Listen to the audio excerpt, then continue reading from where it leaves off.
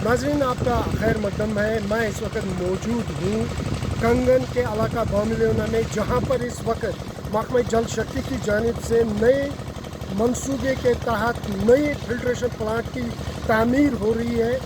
वही हम चलते चलते अपने नाजरीन को इस खबर से भी बाखबर कराते चले कि लगभग इसी जगह पे 20-25 साल पहले जो फिल्ट्रेशन प्लांट तामीर किया गया था, उसके तहत कंगन इलाके को पानी की जो ज़रूरियात है वो पूरी नहीं हो पा रही है। इस हवाले से जब हमने यहाँ पे लोगों से बात की तो उनका यही कहना था कि पानी की अशद ज़रूरत खुशी में है, गम में है, और अगर खुशी गम न हो, कम से कम सुबह शाम पानी की ज़रूरत बहुत हर एक शख्स को पड़ती है।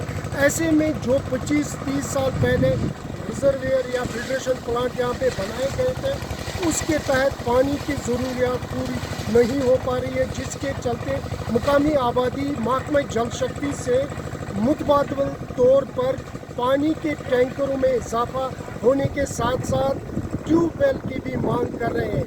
मैं इरशाद अहमद, कंगन से, कश्मीर उज़्मा के लिए।